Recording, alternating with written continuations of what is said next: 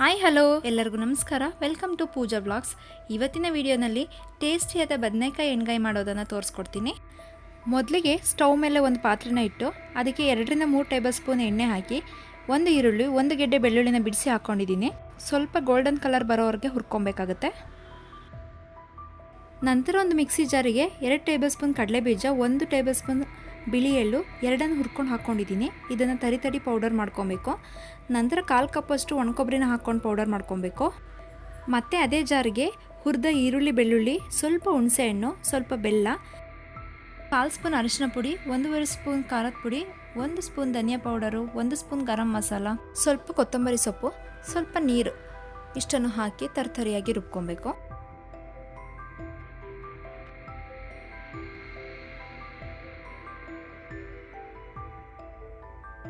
ನಂತರ ಬದನೆಕಾಯನ್ನು 4 ಭಾಗ ಮಾಡಿಕೊಂಡು ನೀರೊಳಗೆ ಹಾಕಿಟ್ಕೊಬೇಕು.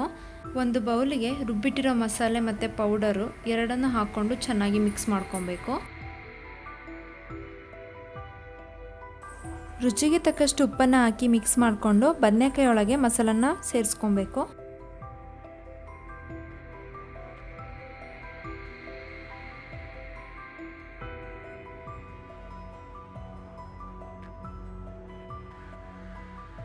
ನಂತರ ಸ್ಟವ್ ಮೇಲೆ ಒಂದು ಪ್ಯಾನ್ನ ಇಟ್ಟು ಅದಕ್ಕೆ 4-5 ಟೇಬಲ್ ಸ್ಪೂನ್ ಆಯಿಲ್ನ ಹಾಕ್ತಿದ್ದೀನಿ. ಇದಕ್ಕೆ ಎಣ್ಣೆ ಸ್ವಲ್ಪ ಜಾಸ್ತಿನೇ ಇರಬೇಕು. ಎಣ್ಣೆ ಚೆನ್ನಾಗಿ ಕಾದ್ಮೇಲೆ ಸ್ವಲ್ಪ ಸಾಸಿವೆನ ಹಾಕ್ಕೊತಾ ಇದ್ದೀನಿ. ಸಾಸಿವೆ ಎಲ್ಲ ಚಿಟಪಟ ಅಂದಮೇಲೆ ಬದನೆಕಾಯಿನ ಹಾಕ್ಕೊತಾ ಇದ್ದೀನಿ. ಇದನ್ನು 2 ನಿಮಿಷ ಕ್ಲೋಸ್ ಮಾಡಿ ನಂತರ ಇನ್ನೊಂದು ಸೈಡ್ ಕೂಡ 2 ನಿಮಿಷ ಬೇಯಿಸ್ಕೊಬೇಕು.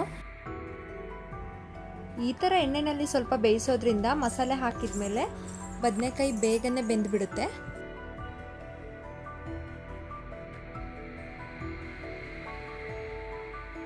ನಂತರ ಉಳಿದಿರೋ ಮಸಾಲೆನ ಸೇರಿಸ್ಕೊತಾ ಇದ್ದೀನಿ. ಸ್ವಲ್ಪ ನೀರು ಹಾಕ್ಕೊಂಡು ಚೆನ್ನಾಗಿ ಮಿಕ್ಸ್ ಮಾಡ್ಕೊಬೇಕು. ಇದಕ್ಕೆ ಎಕ್ಸ್ಟ್ರಾ ನೀರೇನು ಹಾಕೋದು ಬೇಡ, ಎಣ್ಣೆನಲ್ಲೇ ಚೆನ್ನಾಗಿ ಬೇಯಿಸ್ಕೊಬೇಕಾಗತ್ತೆ.